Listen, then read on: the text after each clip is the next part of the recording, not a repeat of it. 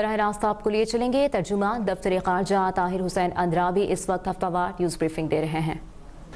This targeted attack was undoubtedly an act of terrorism and a heinous assault on the US soil. For the past 2 decades, Pakistan has endured countless similar terrorist incidents with clear linkages from Afghanistan. This incident signifies the challenges posed by transnational terrorism and underscores the need for enhanced global cooperation to confront this menace. This incident heralds a troubling resurgence of terrorism on a global scale. The international community must take note and reinvigorate collective efforts in counterterrorism.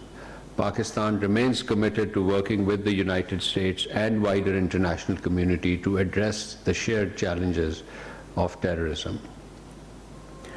On a similar note, late last night, we also expressed our views on killing of 3 Chinese nationals in Tajikistan. We expressed condolences and solidarity with the governments and the people of China and Tajikistan. Pakistan has consistently stressed that Afghan territory must not be used for terrorism against its neighbors or any other country. This repeated use of Afghan soil by terrorist elements and their continued presence under the patronage of Afghan Taliban regime is a matter of serious concern for the entire region and the wider international community. Concrete and verifiable action against the perpetrators, abettors, facilitators and financiers of terrorist groups operating from Afghan soil is the only way to address this growing menace. Pakistan will continue to work closely with China, Tajikistan and our other regional partners to promote peace, security and stability in our shared neighborhood. Ladies and gentlemen, now rounding up to other important week's activities, we begin with the Prime Minister's important visit, official visit to the Kingdom of Bahrain from 26th to 27th November. The Prime Minister met with the King of the Kingdom of Bahrain, His Majesty King Hamad bin Isa Al Khalifa, where he received the revered award of the Order of Bahrain First Class. The Prime Minister also met with the Crown Prince of Bahrain, His Royal Highness Salman bin Hamad Al Khalifa. Prime Minister highlighted the potential to increase bilateral trade between the two countries to from $550 million to $1 billion, supported by the Pakistan GCC Free Trade Agreement, which, as you might know, is in an advanced stage of finalization, and also because of the recently eased visa requirements. For deeper economic cooperation between the two countries, the Prime Minister invited Bahraini investors to explore opportunities in food security, IT construction, mines, minerals, healthcare, renewable energy and tourism. Upon conclusion of the discussion, the leaderships expressed confidence that they will translate our very good bilateral relations into tangible outcome, further elevating our relations across strategic, economic, security and people-to-people domains. The two sides held detailed discussion on Pakistan-Bahrain historic ties, including a very pleasant legacy that Qaid-e-Azam Muhammad Ali Jinnah, in his role as a lawyer, had represented Bahrain in one of the court cases. While accompanying the Prime Minister on his visit, Deputy Prime Minister and Foreign Minister Senator Muhammad Ishaq Dar met with the Minister of Finance and National Economy of Bahrain, His Excellency Sheikh Salman bin Khalifa Al Khalifa. They reaffirmed their commitment to further strengthen the ties with a special focus on economic cooperation, particularly in fintech and banking. They also discussed exploring central bank collaboration and established joint teams to develop roadmap for enhanced economic partnership. This visit underscored Pakistan's continued engagement with the kingdom, aimed at fostering result-oriented and strategic partnership between the two countries. Ladies and gentlemen, this week we received the Secretary of the Supreme National Security Council of the Islamic Republic of Iran, Dr. Ali Larijani. He was in Pakistan from 25th to 26th November. He held formal dialogue, delegation-level talks with the National Security Advisor, Lieutenant General Muhammad Asim Malik. He called on the President, the Prime Minister, the Speaker, the Deputy Prime Minister and the Foreign Minister, and the Chief of the Army Staff. In these interactions, the two sides discussed a wide range of areas, including political engagement, trade, economy, counterterrorism, border security, regional connectivity, and cultural and people-to-people contact. Both sides agreed to deepen ties in a manner that promotes mutual prosperity and contribute to regional peace and stability. The two sides held comprehensive exchanges on key regional and international developments, emphasizing importance of close coordination and peaceful settlement of disputes to advance shared objectives of stability and progress.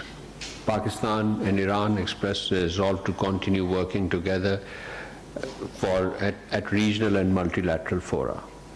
The visit injected positive momentum in our relation, fostering greater cooperation and promoting mutual understanding. This week, the Indian Defense Minister made some provocative remarks on the Sindh province. We strongly condemn such remarks as delusional and dangerously revisionist, marking a clear violation of international law, the inviolability of recognized borders, and the sovereignty of states. Such provocative rhetoric cannot divert attention from the plight of Indian citizens, particularly vulnerable minority communities, suffering discrimination rooted in faith-based prejudice and historical distortions. India would also do well to address the persistent grievances of the people in its northeast, many of whom continue to face systemic marginalization, identity-based prosecution, and cycle of state-enabled violence.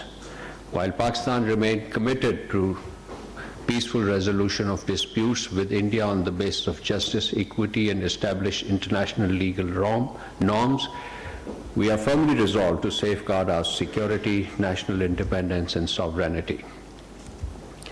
We also noted with grave concerns the finding by the United Nations experts on Indian illegal mayas in the Indian illegally occupied Jammu and Kashmir. These UN experts, as you would recall, had underscored the severe and systemic human rights violation endured by the Kashmiri people under Indian occupation. The UN experts have rightly raised alarm at extensive arbitrary arrest and detention of nearly 2,800 Kashmiri individuals, including journalists, students, and human rights advocates. The persistent application of draconian legislations such as PSA and UAPA had facilitated indefinite and unjustifiable detentions.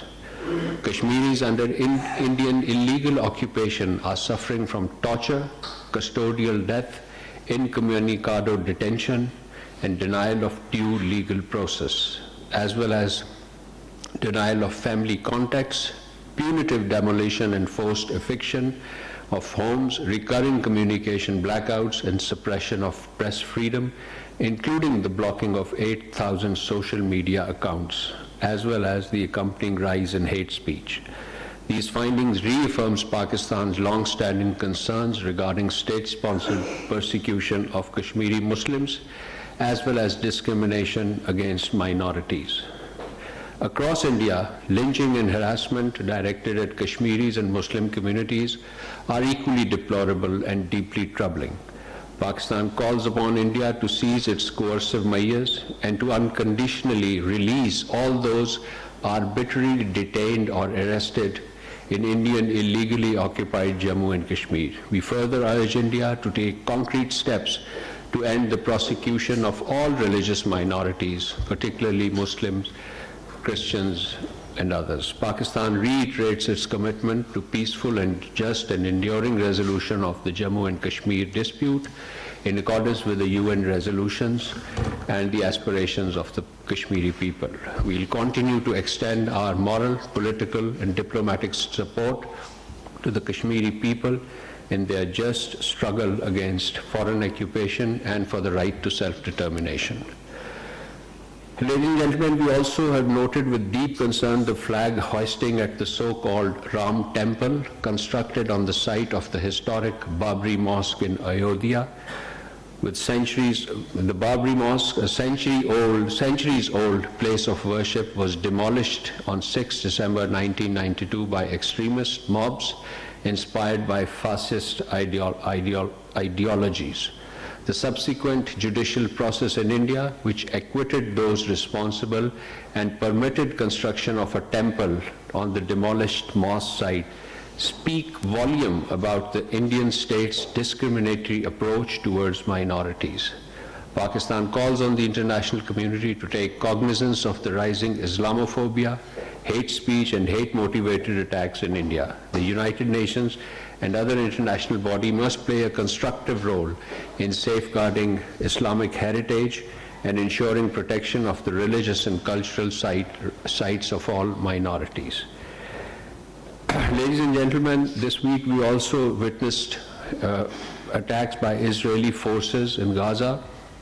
We condemn these attacks in the strongest terms, which have resulted in death of several Palestinian civilians, including women and children, and have left many more wounded. Such actions constitute blatant violation of international law, relevant UN resolutions, and the recently concluded peace agreement at Sharm el-Sheikh. These attacks also undermine international efforts aimed at achieving peace and stability in the region. Pakistan remains firm in its principal position in favor of the establishment of an independent, sovereign, viable, contiguous state of Palestine based on pre-June 1967 border with Al-Quds al-Sharif as its capital.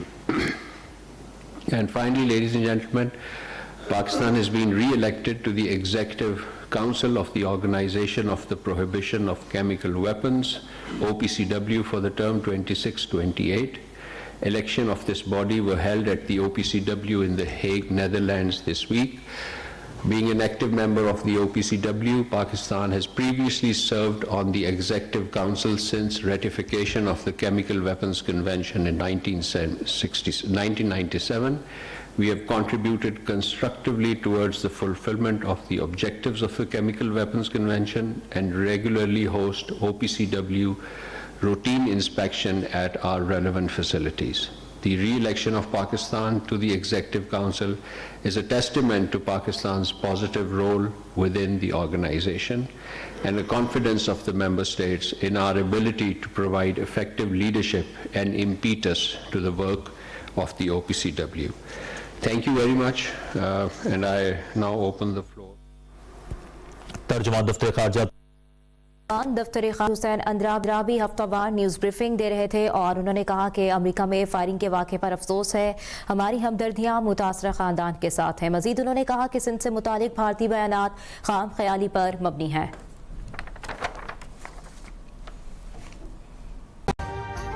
अभी subscribe करें ताकि कोई खबर रह न जाए।